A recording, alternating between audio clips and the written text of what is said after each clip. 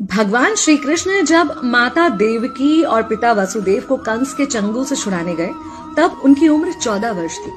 उनकी माता ने उनसे पूछा कि बेटा तुम तो भगवान हो, तो तुम हमें पहले ही कंस के चंगुल से छुड़ा सकते थे, इतनी देर क्यों कर दी? तो कृष्ण जी ने कहा, माता क्या पिछले जन्म में आपने मुझे 14 वर्ष का वनवास नहीं दिया था? माता हैरान रह गई, बोली ये क्या कह रहे हैं आप?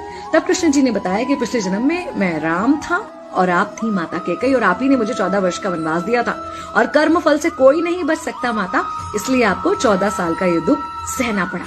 तब आश्चर्यचकित होते हुए माता ने पूछा, तो फिर यशोदा पिछले जन्म में कौन थी? कृष्ण जी ने बताया, वो थी माता कौशल्या, जो 14 साल तक अपने पुत्र से अलग रही थी। उन्होंने उस दुख को सहा था, इसलिए इस जन्म में 14 साल मैं उनके पास रहा और मेरे साथ रहने का माता और पुत्र के प्रेम का सुख उन्हें मिला। कहने का मतलब यह है कि कर्म फल से ना उस युग में कोई बचा था, ना आज कोई बचेगा।